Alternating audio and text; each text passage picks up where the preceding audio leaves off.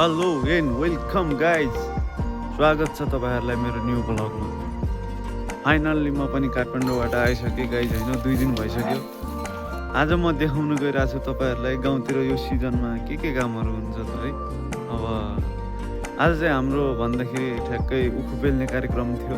बिहानैदेखि कामतिर त लाग्नु पर्यो। अब उखु पेल्ने प्लान भइसकेपछि त होइन, अब उखु पनि रेडी गर्नु पर्यो। अनि यसो बारीतिर गएको त हजुरआमा आन्टी मम्मीहरू सबैजना उखु काटिरा। त्यही बेला हामी दाजुभाइ पनि यसो हेल्प गर्न गयौँ र उखु पनि काट्न थाल्यौँ। हामीलाई पनि आउँदो रहेछ अलिअलि त। फाइनल्ली गाइज उखु काटिसकेपछि त अब बोक्नु पनि पर्यो, माथिसम्म त पुर्याउनु पर्यो। पोल पनि धेरै टाढा भयो। यसो हामी दाजुभाइहरू सँगै मिलेर अब उखु पनि बोक्यौँ। त्यही बेलामा एउटा सानो भाइ लड्या रहेछ, मलाई त थाहै भएन। त्यसपछि गुड बनाउनलाई आगो बाल्नु पर्यो गाइज। अनि आगो बाल्नलाई त दाउरा चाहियो। हामी दाजुभाइहरूले आगो बाल्नलाई दाउरा पनि बोक्यौँ बिहानै। अब सबै कुरा रेडी गरिसकेपछि अब हामी उखु पेल्न रेडी भयौँ र उखु पेल्न थाल्यौँ। तपाईँहरूकोतिर चाहिँ मेसिनले पेल्छ हो र हामी त गाउँले पऱ्यौँ गाइज। अब यसै गरी गोरु घुमाएर चाहिँ पेल्छौँ हामीले त।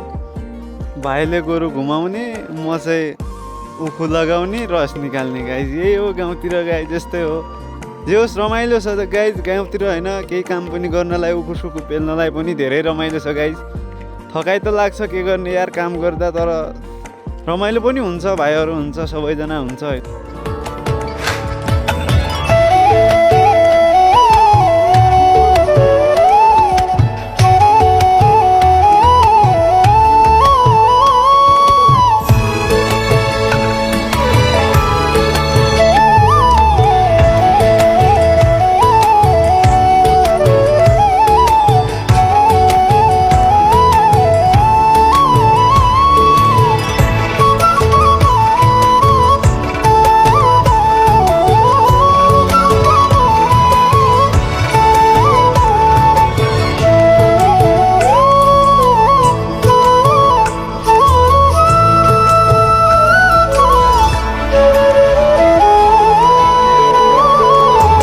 फाइनल्ली गाइज अब चाहिँ हाम्रो गुड चाहिँ पाक्न रेडी भयो है। हामीले चाहिँ यसरी पकाइरहेछौँ मजाले चाहिँ, यसलाई यसरी नै पकाउनुपर्छ होइन।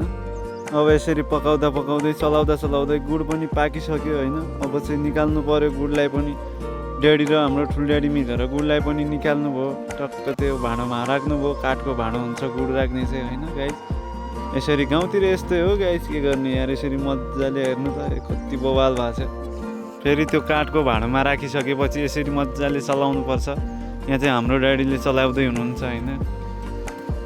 अब केही छिन यसरी चलाइसकेपछि यसको आकारै चेन्ज हुन्छ होइन। हेर्नु यसरी अब यस्तो आकार भइसकेपछि मजाले अब यसलाई फेरि चलाउनुपर्छ गाइज होइन। अलिकति चिसो हुन्छ नि त यो।